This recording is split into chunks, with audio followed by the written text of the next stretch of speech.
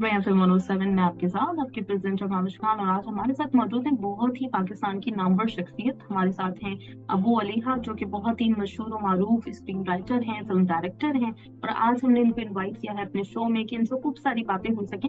Normally होता यह है कि बहुत जो कामयाब प्रोजेक्ट्स होते हैं उनकी कामयाबी जब हो जाती है, जब वो चीज कामयाब हो जाती है, तो लोग उसके एक्टर्स के बारे में बात कर रहे होते हैं, उसकी कास्ट के बारे में बात कर रहे होते हैं। लेकिन जो असल बंदा होता है, जिसकी वो कहानी होती है, जिसने उसको वो रंग दिए होते हैं, वो मंजर पे नहीं होता, उसे उसकी इतनी ज्यादा बात नहीं की जा रही होती। तो हमने सोचा कि असल मास्टर माइंड को अपने शो में इनवाइट करें और उनसे बात करें, उनसे वो सब कुछ जाने कि किस तरह से आपके जहन में ये कहानियां आती हैं और आप कैसे उनको ये रंग देते हैं, जिसकी वजह से आवाम उनको देखती है और इंटरटेन होती है, उनको उनसे महसूस होती है। तो हम वेलकम करेंगे अपने शो में अबू अलीहा साहब। अस्सलाम वालेकुम। वालेकुम कैसे हैं आप? अस्सलाम। मैं बिल्कुल ठीक हूँ, आप सुनाइए। अल्हम्दुलिल्लाह बिल्कुल ठीक ठाक। और आपका बहुत बहुत शुक्रिया, आपने इनविटेशन हमारा कबूल किया और हमें टाइम दिया। बहुत अरसे से बात करना चाह रहे थे हम आपसे। आपकी मूवी जावेद इकबाल इतनी ज्यादा फेमस हुई, उसके बारे में भी बात करेंगे। और आपकी जो अपकमिंग मूवी है उसमें मुझे बहुत ज्यादा इंटरेस्ट डेवलप हो रहा है, क्योंकि मुझे लग रहा है कि बिल्कुल वो एक अलग कहानी है और इंशाल्लाह वो भी बहुत कामयाब होने वाली है। लेकिन इन सब चीजों से पहले मैं आपसे जानना चाहूंगी कि आपका ये जो सफर है ये कब शुरू हुआ था, कब से आप इस फील्ड में हैं? महविश फिल्म मेकिंग में जो हूँ मैं गुज़िश्ता कुछ 6-7 बरस से ही हूँ। इससे पहले मैं कंटेंट राइटिंग कर रहा था एज अ घोस्ट राइटर, जो अभी भी कर रहा होता हूँ। बहुत से हम्म। प्रोजेक्ट्स हैं, बहुत सी चीज़ें हैं जो शायद हम्म। टीवी पे ऑनियर होती हैं और मेरा नाम उसमें नहीं होता, and I am very much comfortable with that. और उससे पहले मैं जर्नलिस्ट हूँ। मैंने इस्लामाबाद में, रावलपिंडी में as a crime reporter, as a city reporter, as a court reporter और फिर डिफरेंट पोजीशंस के ऊपर कुछ 15 साल के करीब मैंने रिपोर्टिंग की। और उसके ओके। बाद फिर मैं फिर कंटेंट राइटिंग में आया और उसके बाद फिर मैं फिल्म मेकिंग में आया और बुक राइटिंग में आया। अच्छा, ये मतलब बड़ी इंटरेस्टिंग सी बात है कि आपने पहले क्राइम रिपोर्टर के तौर पे शुरू किया और उसके बाद फिर आपने कंटेंट राइटिंग की और अब फिल्म मेकिंग की तरफ आए।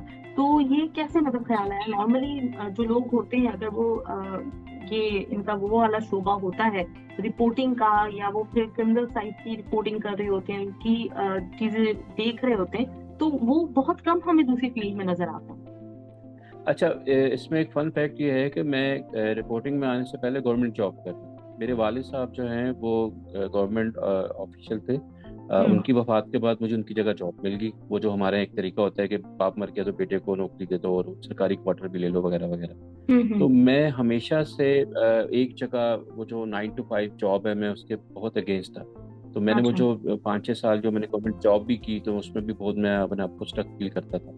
फिर वहाँ से मैं निकला और वो जो मेरी बेचैन तबीयत थी उसको लेते हुए फिर मैं जर्नलिज्म में आ गया। I started my career in from daily Ausaf as a staff reporter. और फिर मैंने ओके। साथ साथ जर्नलिज्म पढ़ना शुरू किया। फिर मैंने ग्रेजुएशन की जर्नलिज्म में, फिर मैंने मास्टर्स किया मैथ्स कॉम में। और कुछ 15 साल मेरा जर्नलिज्म रहा। लेकिन जर्नलिज्म एक तरह से जो ब्रेड एंड बटर कह लें, कैरियर बनाने की कोशिश कह लें। लेकिन फिल्म मेकिंग हमेशा से मुझे एक्साइट करती थी कि मुझे इस दुनिया में आना है या आने की कोशिश करनी है। तो उसके बाद फिर एक वक्त ऐसा आया कि मुझे लगा कि नहीं, अब मुझे जर्नलिज्म को खैराबाद कहना है और मुझे कराची जाके इस्लामाबाद से मुझे बाकायदा तौर पे कंटेंट राइटिंग और फिल्म मेकिंग में परस्यू करने की मुझे कोशिश करनी है। और अगर हो गया 1-2 साल में ठीक है, नहीं हुआ तो वापस आके ये जर्नलिज्म तो ऑलरेडी मेरा, मैं एस्टेब्लिश एक रिपोर्टर हूँ मार्केट का, मुझे कोई भी रख लेगा। तो that's how I came from hmm. Islamabad to Karachi. Hmm.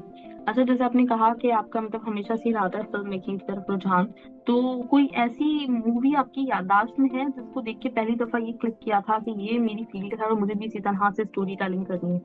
अच्छा, मज़े की बात ये है कि मैं जितनी फिल्में, यानी कि जब मैंने 80s की फिल्में जो मैंने 90s में देखी, अमिताभ बच्चन साहब की फिल्में देखी, उस वक्त तो हमारे पास वीसीआर था और इंडियन फिल्में ही थी। तो वो जो एक्शन था, जो थ्रिलर था, वो जो एंग्री यंग मैन का एक पूरा एक वो था।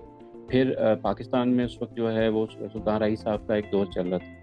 आपके हम्म। पास कोई ऑप्शन नहीं है, आपको जाना है तो 2 सिनेमाज हैं टोटल इस्लामाबाद पिंडी में, शबस्तान गुलिस्तान, और एक के ऊपर कुछ समथिंग गुजर और एक पे समथिंग जट लगी हुई है, तो आपको एक देखनी है या दोनों देखनी है। तो आप जब वो जो सिनेमा में जाना, फिल्म को देखना, चीयर करना, इवन के 2 बार तो मैंने अपना, मेरा बाजू टूट गया वो जो विंडो के अंदर से फंस के आप टिकट लेने की कोशिश करते, तो ये सारा एडवेंचर मुझे हमेशा से एक्साइट करता था। और मैं हमेशा से चाहता था कि काश मैं कुछ ऐसा बनाऊं कि लोग मेरे लिए ऐसे जो है वो मुझे आइडिया नहीं था कि जब तक मेरा नंबर आएगा तो मल्टीप्लेक्स सिनेमाज आ जाएंगे और ऑनलाइन बुकिंग शुरू हो जाएगी। बट आई ऑलवेज वांटेड यार कि मैं कुछ ऐसा बनाऊं कि लोग लाइन में खड़े हों या खिड़की के अंदर से अपने बाजू तुड़वा के टिकट।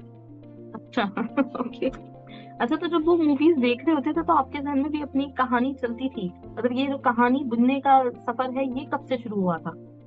ये जो कहानी बुनने का सफर है, ये बहुत मजेदार सवाल आपने मुझसे किया है। ये सिंस माय टीनेज, यानी कि मैं वो आदमी था कि अगर उस जमाने में इंडियन फिल्मों के पोस्टर्स दुकानों पे आ जाया करते थे, तो अगर हमने फिल्म के पोस्टर्स आ गए हैं, और जमाने में पोस्टर्स ऐसे नहीं होते थे लाइक कि दो कैरेक्टर आपने दिखा दिए जैसे आजकल होता है, बहुत ही मिनिमल पोस्टर्स होते हैं। उस जमाने में पोस्टर्स बड़े डिटेल्ड आया करते थे, उसमें एक्शन सीक्वेंसेस भी दिखाए जाते थे, बड़े बड़े हर कैरेक्टर को कुछ ना कुछ करते हुए दिखाया जाता था। तो आई ऑलवेज दैट कि मैं वो देखता था और मैं अपनी कहानी बुन लिया करता था। मैं आपको एक हम्म। मिसाल देता हूँ कि जो संजय दत्त साहब की खलनायक फिल्म आई थी, हम्म। वो जो पाकिस्तान में वीडियो के ऊपर रिलीज हुई, तो मैंने शायद कुछ एक माह के बाद देखी होगी, क्योंकि यहाँ पे वीडियो कैसेट नॉर्मली उस वक्त रेंट 5 रुपए था।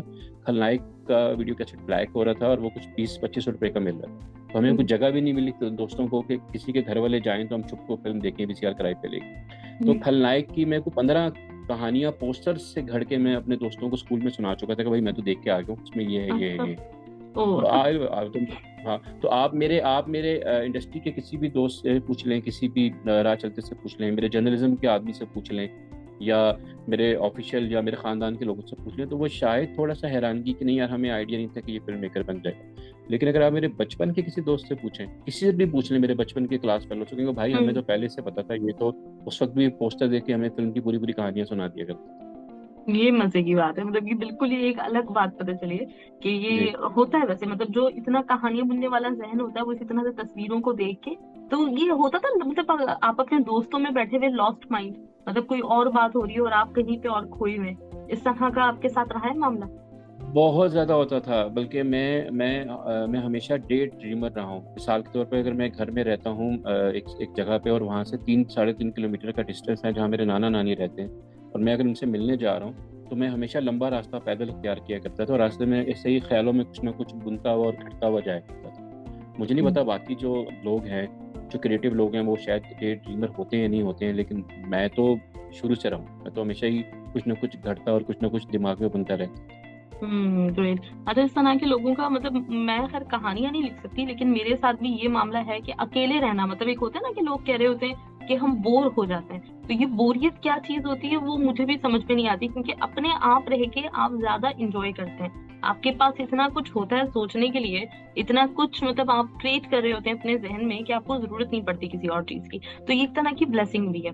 अच्छा, तो फिर ये सिलसिला शुरू हुआ और आप जर्नलिज्म में आए, और मतलब मुझे हैरत इस बात पे हो रही है कि फिल्म मेकिंग, एक जब एक बंदे ने सोचा वही हो कि मुझे इस तरफ जाना है, और वो इतना कुछ ग्लैमरस, इतनी कोई कहना चाहिए कि एक ऐसी लाइफ है जो बिल्कुल बहुत, जिसमें रंग ही रंग होते हैं, और जर्नलिज्म एक बहुत ही बोर किस्म का, ड्राई किस्म का जो है ना एक माहौल है वहां पे।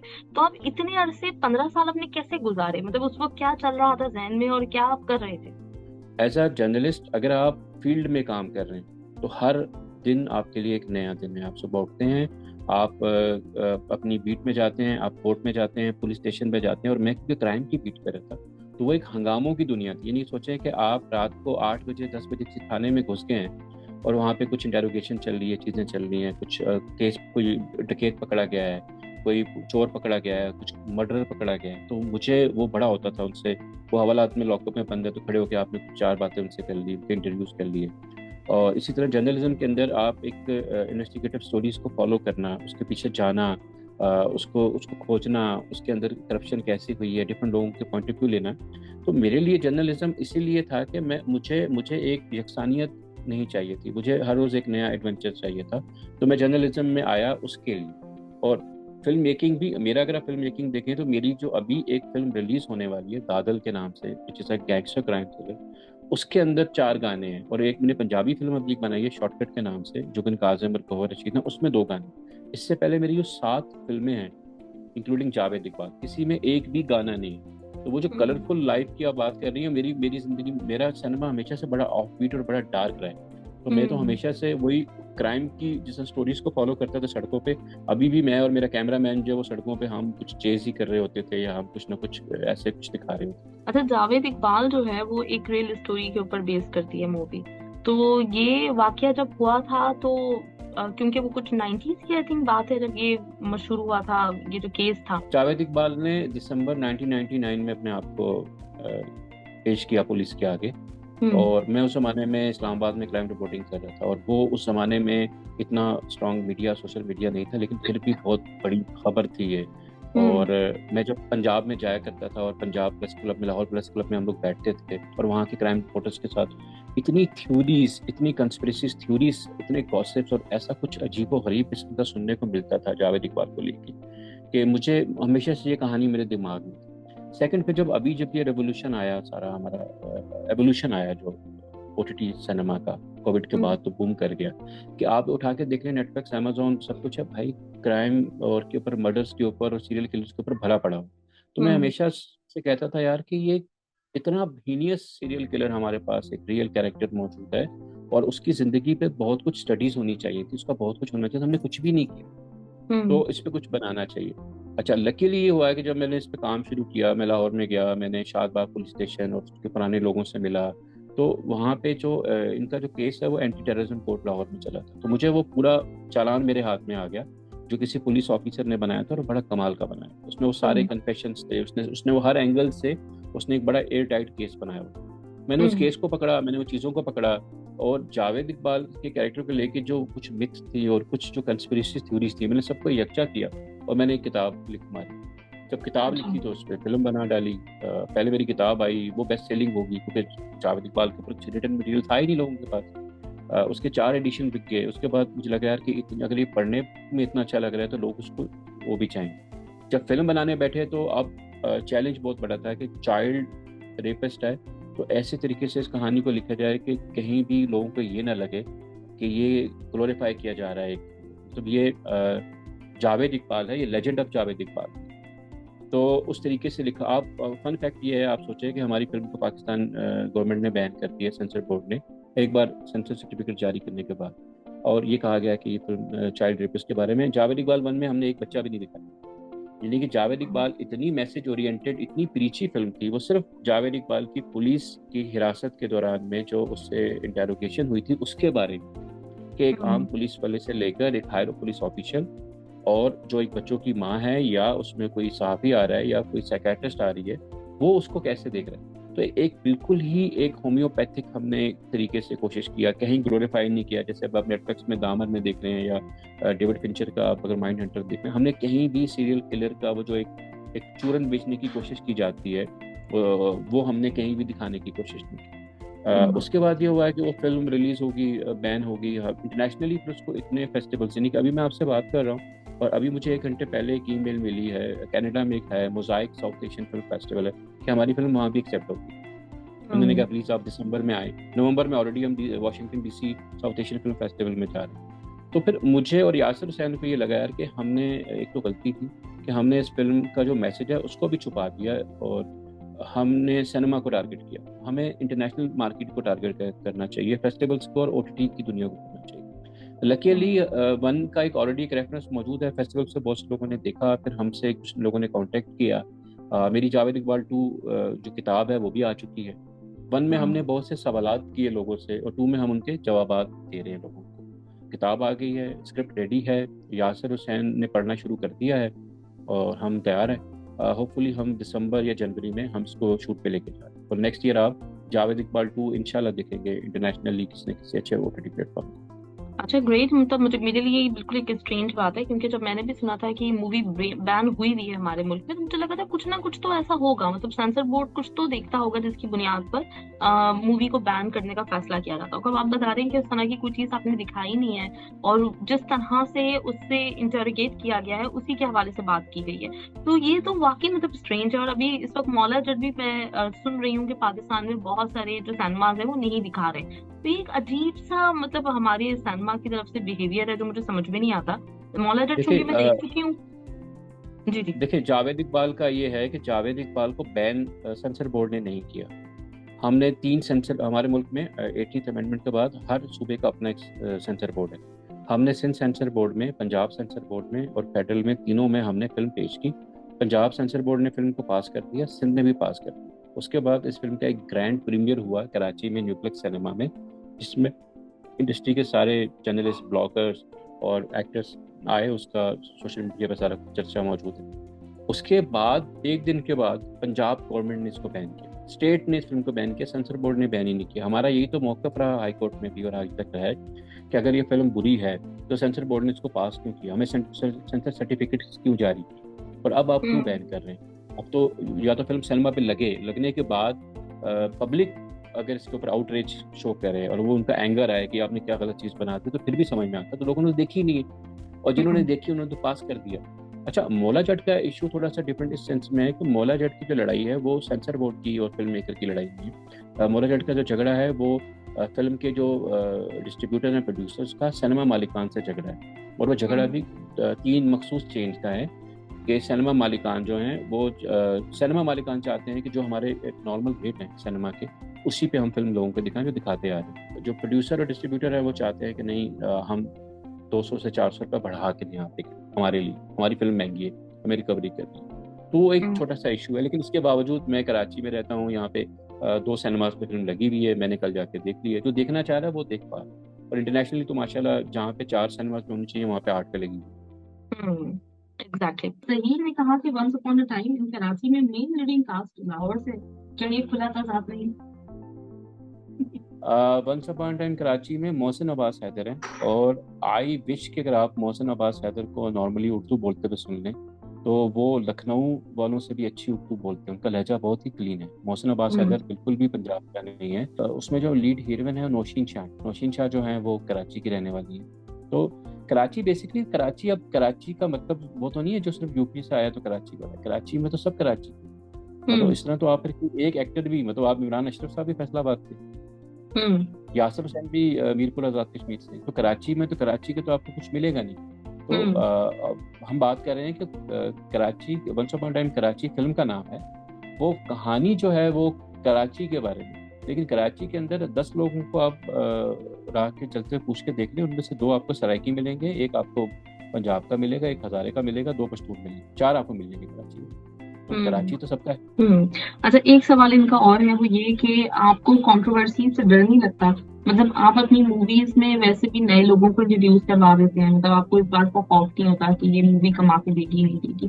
फिर दूसरा, अगर हम कैरेक्टर्स की बात करें तो यासिर हुसैन आपकी फिल्म में है, मोहसिन हैदर अब्बास है, इनका ये कहना है कि ये भी कंट्रोवर्सी का बहुत शिकार है।